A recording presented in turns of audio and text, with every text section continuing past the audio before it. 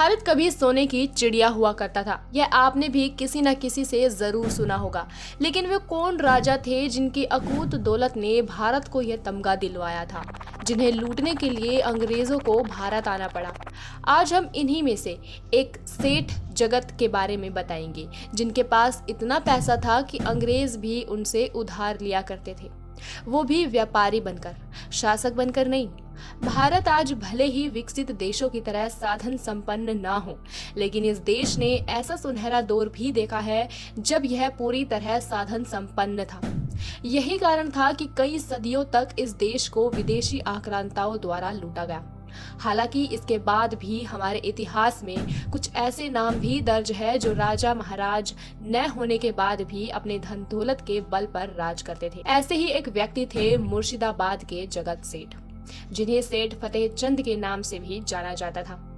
आज के समय में भले ही बंगाल का मुर्शिदाबाद शहर गुमनामी में जी रहा हो, लेकिन उस समय यह हर किसी के लिए व्यापारिक केंद्र हुआ करता था।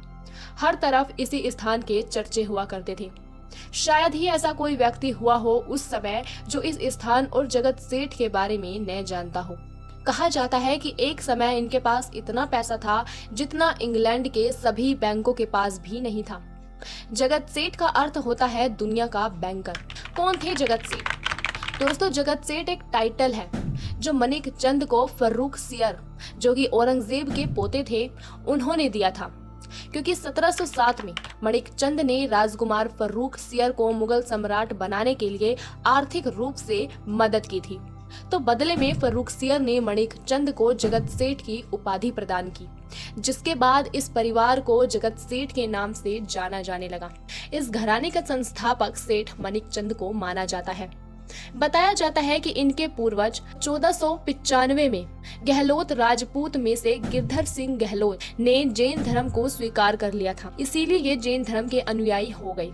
1652 ईसा में इस परिवार के हीरानंद साहू मारवाड़ छोड़कर पटना में आ बसे थे।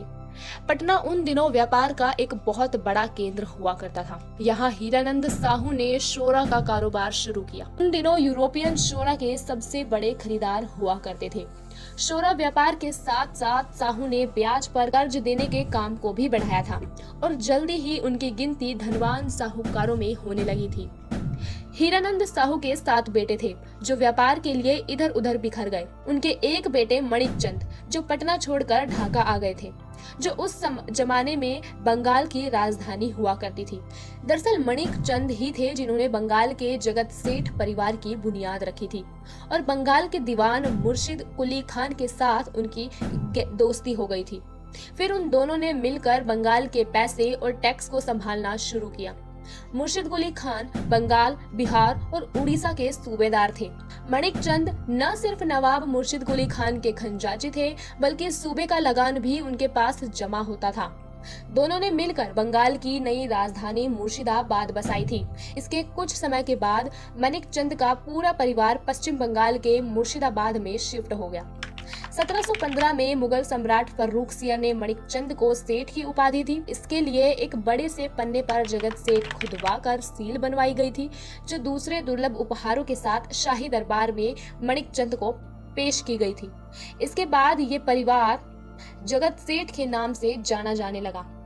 मणिक चंद के बाद परिवार की बागडोर फतेह चंद के हाथ में आई, जिनके समय में ये परिवार बुलंदियों पर पहुंचा। ढाका, पटना, दिल्ली सहित बंगाल और उत्तरी भारत के महत्वपूर्ण शहरों में इस घराने की शाखाएं हो गई थी। इसका मुख्यालय मुर्शिदाबाद में ही था। इसका ईस्ट इंडिया कंपनी के साथ भी लेन देन था। लोन की अदायगी, सरफरा की खरीद बिक्री आदि का लेन देन था। इस घराने की तुलना बैंक ऑफ इंग्लैंड से की गई है। आंकड़ों के मुताबिक 1718 से 1757 तक ईस्ट इंडिया कंपनी जगत सेठ की फर्म से सालाना 4 लाख रुपए कर्ज लेती थी। जगत सेठ घराने की संपत्ति की अगर बात करें तो कहा जाता है कि यह परिवार चाहे तो सोने और चांदी की दीवार बनाकर गंगा की धारा को रोक सकता है। इस घराने ने सबसे अधिक संपत्ति फतेह चंद के दौर में अर्जित की। उस समय उनकी संपत्ति करीब 10 करोड़ पाउंड की थी, जो आज के हिसाब से करीब 1000 बिलियन पाउंड के करीब होगी। ब्रिटिश सरकार के दस्तावेजों के अनुसार उनके पास इंग्लैंड के सभी बैंकों की तुलना में अधिक पैसा था। कुछ रिपोर्टरों का तो ये भी अनुमान है कि 1720 के दशक में ब्रिटिश अर्थव्यवस्था जगत सेठों की संपत्ति से भी छोटी थी। इस संपत्ति की रखवाली के लिए यह परिवार 2000 से 3000 सैनिकों को अपनी सेना में रखता था। आप इनकी दौलत को ऐसे भी आंक सकते हैं कि अविभाजित बंगाल की पूरी जमीन में लगभग आधा हिस्सा उनका था। यानी अभी के आसाम, बांग्लादेश और पश्चिम बंगाल को मिला ले तो उनमें से आधे का स्वामित्व उनके पास था। जगत सेठ फतेह चंद के बाद उनका पोता मेहताब चंद्र तीसरा जगत सेठ बना और बंगाल के सूबेदार सरफराज खान बने। बंगाल के सूबेदार के साथ बहुत अच्छे संबंध बनाकर रखने वाले जगत सेठ और सूबेदार सरफराज खान में 1739 से 40 में कुछ खटक गया था। वजह ये थी कि सरफराज खान अय्याश था, औरतें उसकी कमजोरी थी। किसी ने उसे यह बता दिया कि जगत सेठ फतेह चंद की बहू अप्सराओं जैसी सुंदर है। सत्ता और शराब के नशे में चूर सरफराज खान ने यह आदेश दे दिया कि वह जगत सेठ फतेह चंद की बहू को देखना चाहता है। यह आदेश जगत सेठ के मुंह पर तमाचा था।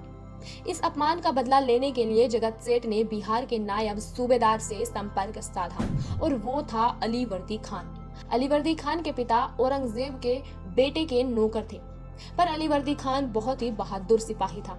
अलीवर्दी खान को भी मौके की तलाश थी क्योंकि वह बंगाल का सूबेदार बनना चाहता था। जगत सेठ की मदद से उसकी योजनाओं को आगे बढ़ा दिया। 10 अप्रैल 1740 को अलीवर्दी खान ने सरफराज खान पर चढ़ाई कर दी।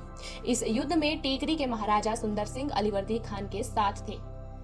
दोनों सेनाओं का राजमहल के पास गिरिया के मैदान में आमना सामना हुआ था, जहां इस लड़ाई के दौरान सरफराज खान को उसके ही किसी फौजी ने गोली मारकर हत्या कर दी थी। जगत सेठ ने प्लासी की लड़ाई से पहले और बाद में काफी रुपयों पैसों से अंग्रेजों को कर्ज के रूप में बड़ी मदद की थी। बाद में अंग्रेजों ने कहा कि ईस्ट इंडिया कंपनी के ऊपर तो जगत सेठ का कोई कर्जा ही नहीं है। अंग्रेजों के द्वारा धोखा देने पर जगत सेठ पगला गया। इसके कुछ समय बाद ही जगत सेठ घराने की अवनीति शुरू होने लगी। हुआ यूं कि प्लासी के युद्ध के बाद मीर कासिम को बंगाल का नया नवाब बनाया गया क्योंकि वो अंग्रेजों के साथ था और जगत सेठ की सारी संपत्ति को अपने अधिकार में कराना चाहता था। उन्होंने 1763 में जगत सेठ मेहताब चंद को उनके चचेरे भाई स्वरूप चंद सहित परिवार के कई सदस्यों की हत्याओं की योजना बनाई और उनके शवों को मुंगेर किले की प्राचीर से फेंक दिया गया। जो बच गए मेहताब चंद के बेटे कुशल चंद को जगत सेठ की उपाधि दी गई। जब कुशल चंद सेठ बने तब उनकी उम्र केवल 18 वर्ष की ही थी। उनमें अपने पिता मेहताब चंद जैसे राजनीतिक चतुराइयों का अभाव था, लेकिन वे साथ ही साथ बड़े खर्चीले भी थे। इस प्रकार जगत सेठों की किस्मत गिरने लगी। अगले सेठ गोविंद चंद की 1864 में मृत्यु हो गई। उनके उत्तराधिकारी गोपाल चंद और गुलाब चंद बने।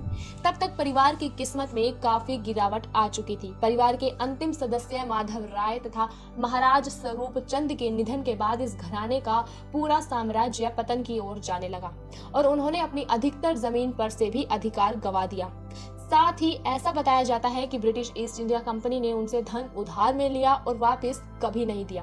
बाद में बंगाल की बैंकिंग, अर्थव्यवस्था व पूरी सत्ता ब्रिटिश ईस्ट इंडिया कंपनी ने अपने अधिकार में ले ली और लगभग 1900 में जगत सेठ घराना ऐसा गायब हुआ कि वो कभी लौट कर आया ही नहीं।